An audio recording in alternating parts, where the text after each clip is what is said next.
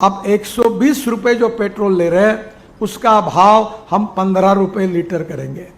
अब मैं diesel petrol को भी 5 साल में समाप्त करने का मैंने मिशन हाथ में लिया।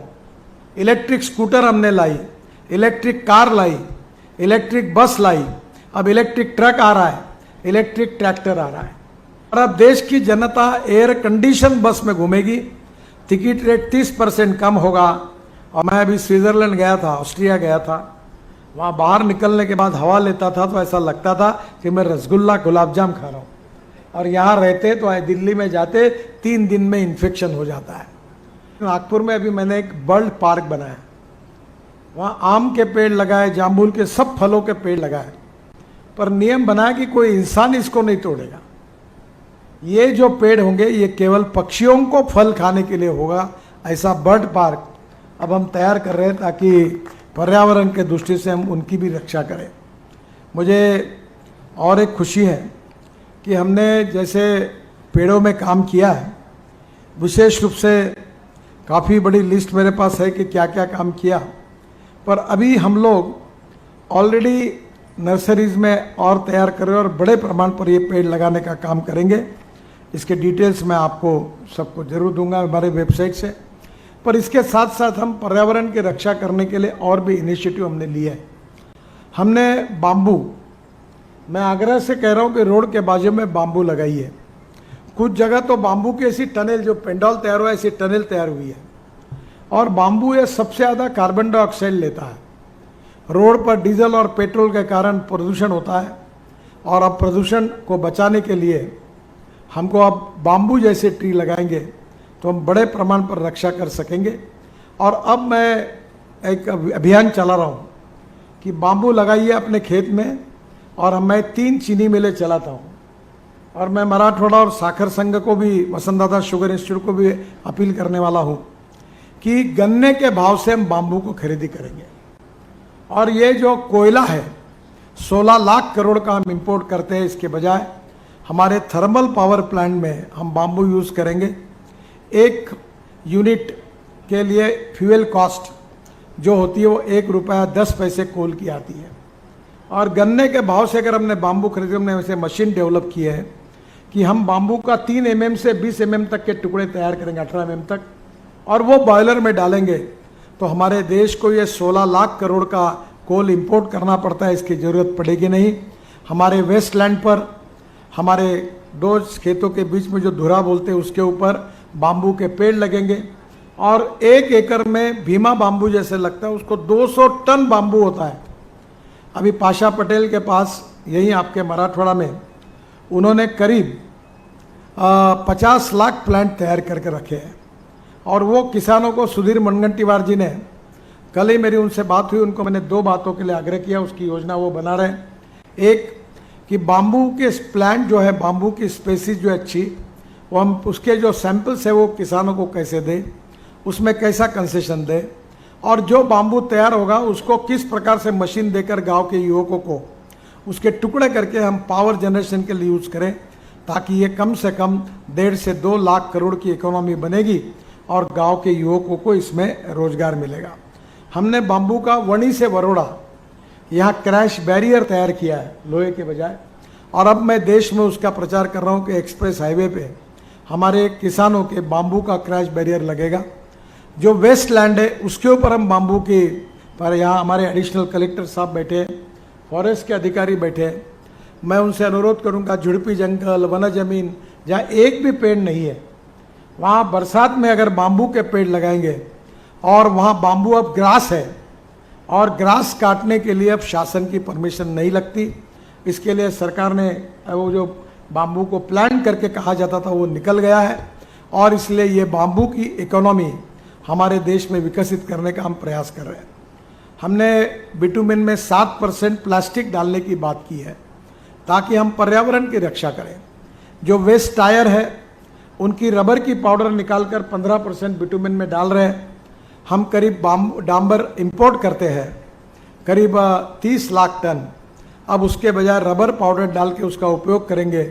डांबर भी सस्ता होगा, 50 रुपये किलो डांबर है, 30 रुपये किलो रबर की पाउडर है, तो निश्चित रूप से 20 रुपये की बचत होगी। और रास्ते की क्वालिटी भी सुधरेगी।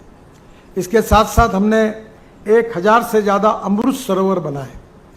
दौड़ने वाले पानी को चलने के लिए लगाओ, चलने वाले पानी को रुकने के लिए लगाओ, रुके हुए पानी को ज़मीन को पीने के लिए लगाओ। गांव का पानी गांव में, खेत का पानी खेत में, घर का पानी घर में, अब रोड का पानी भी रोड में। यही हमने जल संवर्धन की कोशिश की है। आपको पता होगा कि बुल्ढाना जिले में वाशिम, अकोला बहुत काम हुआ। पंजाबराव कृषि विद्यापीठ में मैंने हमारे NHI ने 36 तालाब बना के दिए।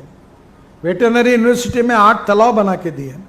पंजाबराव कृषि विद्यापीठ में केवल 250 एकड़ में इरिगेशन था, अब 3500 एकड़ इरिगेशन हो गया। इतना ही नहीं तो अनेक जगह पर नदी नालों का खोलीकरण करके हमने जल संवर्धन का काम किया है। मुझे और एक अच्छी बात आपको बताना है कि जो कचरा है, हमने दिल्ली में जो रिंग रोड बना रहे हैं उसमें 25 लाख टन दिल्ली का कचरा हमने रोड में डाल दिया और दिल्ली को कचरा मुक्त करने का काम कर रहे हैं। हमने अहमदाबाद डोलेरो रास्ते में अहमदाबाद का 30 लाख टन कचरा रोड के अंदर डाल दिया ताकि हमारे पर्यावरण की रक्षा हो। मुझे एक तरफ जल संवर्धन का काम हो, एक पेड़ लगाने का काम हो, ट्रांसप्लांटेशन का काम हो, बाम्बू का उपयोग हो, प्लास्टिक का वेस्ट टायर का उपयोग हो, ये सब करते समय हमारा प्रयास है फ्लैश हो जो हम रोड में डाल रहे हैं। इन सब के पीछे हमारे देश के पर्यावरण की रक्षा ये भावना है। और ये काम केवल कोई हम लोग मिलकर नहीं कर सकते, हम जरूर कोशिश कर रहे हैं। NHI के तरफ से हमने E-Tech किया है, 3.5 करोड़ पेड़ लगाए, 61,000 पेड़ ट्रांसप्लांट किए, पर जनता का इसमें सहयोग चाहिए। अब मैं डीजल पेट्रोल को भी 5 साल में समाप्त करने का मैंने मिशन हाथ में लिया। इलेक्ट्रिक स्कूटर हमने लाई, इलेक्ट्रिक कार लाई, इलेक्ट्रिक बस लाई, अब इलेक्ट्रिक ट्रक आ रहा है, इलेक्ट्रिक ट्रैक्टर आ रहा है। जो राइस स्ट्रॉ है परली, cotton straw, rice straw, bagasse, इससे अभी बिटुमेन बनाने का हमने एक प्रोजेक्ट फाइनली लाया है जो CSIR और सेंट्रल रिसर्च रोड ऑर्गेनाइजेशन ने अप्रूव किया है कि जो परली जलाते हैं इससे बिटुमेन तैयार होगा और किसान अब अन्नदाता से ऊर्जादाता बना है, अब बिटुमेन दाता बनेगा और वो बिटुमेन हम खरीदी करेंगे रोड के लिए और किसानों को गांव में रोजगार मिलेगा, लाखों किसानों को।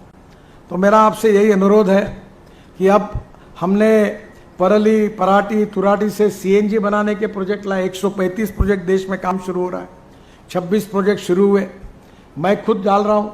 हमने इथेनॉल लाया, शुगर फैक्ट्री, आप गन्ना लगा रहे, आज किसानों की इसलिए हालत ठीक है कि इथेनॉल आया। अब इथेनॉल से हमने बजाज, TVS और हीरो तीनों की स्कूटर और ऑटो रिक्शा 100% इथेनॉल पर आई है। और अब अगस्त महीने में टोयोटो कंपनी की इनोवा गाड़ी और उसकी गाड़ियां मैं लॉन्च कर रहा हूं और वो 100% फ्लेक्स इंजन में है जो 100% इथेनॉल पर चलेगी। पेट्रोल का रेट 120 रुपये लीटर है, इथेनॉल का रेट 60 रुपये लीटर है। पेट्रोल डीजल के कारण प्रदूषण होता है, इथेनॉल के कारण प्रदूषण नहीं होता है। ये किसानों का ग्रीन फ्यूल है और इसके साथ गाड़ियां तो चलेगी। मैं एक ही बताता हूँ, आपका फायदा होगा। आप 120 रुपये जो पेट्रोल ले रहे हैं उसका भाव हम 15 रुपये लीटर करेंगे। जितना एवरेज आपको 120 रुपये के पेट्रोल में मिल रहा है उतना एवरेज आपको 15 रुपये पेट्रोल की कीमत जो है 15 रुपये उतना लीटर का इथेनॉल का एवरेज मिलेगा और 40% बिजली तैयार होगी। अब मारुति सुजुकी भी गाड़ियाँ ला रही है। तो मेरा आपसे अनुरोध है कि अभी मैंने अपने यहाँ बेंगलोर में कोयले से मिथेनॉल बनता है उसका ट्रक लॉन्च किया, अशोक लेलैंड का, वो 25 रुपये लीटर है। और बेंगलोर में स्टेट ट्रांसपोर्ट की 20 बसेस डीजल में 15% मिथेनॉल कोयले से तैयार हुआ डालकर वो प्रोजेक्ट यशस्वी हुआ। अब मुंबई में, पुणे में मैं मिथेनॉल की बसेस शुरू करने के लिए बात कर रहा हूँ, double decker bus, luxury bus, ताकि टिकट रेट 30% कम हो जाए। मैं एक योजना तैयार कर रहा हूँ कि हमारी ST की बसेज जो है, मैं बताता नहीं यहाँ के बारे में, पर देश में सभी स्टेट ट्रांसपोर्ट की हालत ऐसी है कि हॉर्न छोड़कर सब बस में बजता है। पर अब देश की जनता एयर कंडीशन बस में घूमेगी, टिकट रेट 30% कम होगा और गरीबों को अच्छा ट्रांसपोर्ट मिलेगा। इसकी भी योजना हम कर रहे हैं और प्रदूषण नहीं होगा। मैं इसलिए इस सब बातें आपको बता रहा हूँ कि ये छोटा सा ट्रांसप्लांटेशन का उदाहरण ये सयाजी शिंदे जी ने काम किया। इन्होंने पूरा काम करने का ठेका नहीं लिया है, ये पैसे के लिए काम नहीं कर रहे हैं। मैं इसलिए यहाँ आया हूँ कि ऐसे लाखों सयाजी शिंदे हमारे मेज से तैयार हो और वो सामने आकर ये काम करें और देश के लिए और समाज के लिए पर्यावरण की रक्षा करें। मैं अभी स्विट्जरलैंड गया था, ऑस्ट्रिया गया था। वहाँ बाहर निकलने के बाद हवा लेता था तो ऐसा लगता था कि मैं रसगुल्ला गुलाब जाम खा रहा हूँ, और यहाँ रहते तो दिल्ली में जाते 3 दिन में इन्फेक्शन हो जाता है। हमारी नई जनरेशन का स्वास्थ्य बिगड़ रहा है, और जो डोमेस्टिक हैप्पी ह्यूमन इंडेक्स है, इसमें सबसे पहली बात है कि हमको प्रदूषण मुक्त वातावरण तैयार करना है। ये पेड़ ऑक्सीजन देते हैं। पैठन में ये पेड़ 51 ऑक्सीजन देंगे यहाँ की जनता को। आपके यहाँ का आपकी स्वास्थ्य सुधरेगा, और इसलिए हमारे पालक मंत्री जी भी है और जनता भी है, NGOs है, शिक्षा संस्थाएं, स्कूल है, सभी संगठनों को मेरा आह्वान है कि ये जो काम हो रहा है ये समाज के और देश के हित में है। इसको एक मूवमेंट बने और आप सब लोग इसके लिए सहयोग करें। इसीलिए मैं आज इस कार्यक्रम के लिए आया हूँ। सयाजी शिंदे को मैं बहुत बहुत धन्यवाद देता हूँ।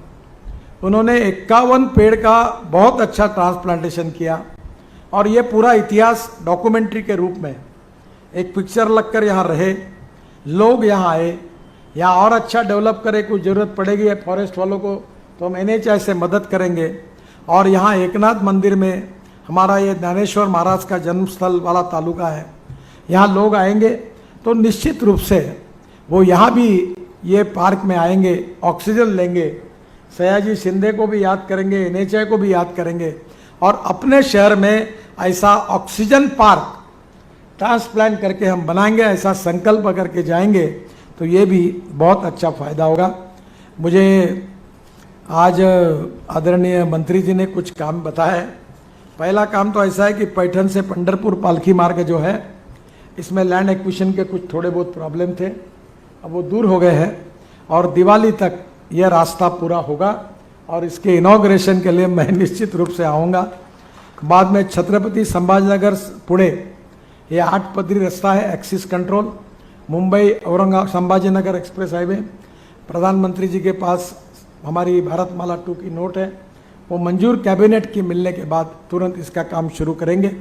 और पैठन से संभाजीनगर में उन्होंने डिरकिन, बिडकिन और गेवराई यहाँ बाईपास की मांग की है। ये तीनों कामों को मैं वेरीफाई करूँगा, और उसमें भी जो भी मदद कर सकता है ज़रूर करने की कोशिश करूँगा। मीडिया के लोगों को ही आज यहाँ बुलाया था, उन्हीं के लिए ये कार्यक्रम था। फिर भी बाकी भी लोग आए हुए, उनको भी धन्यवाद देता हूँ। और एक 5-7 मिनट का अवसर है, 1-2 क्वेश्चन अगर मीडिया में से इसी विषय से रिलेटेड, दूसरे विषय पे नहीं, अगर आप पूछना चाहते हैं तो पूछिए, उसका जवाब देने की मैं कोशिश करूँगा।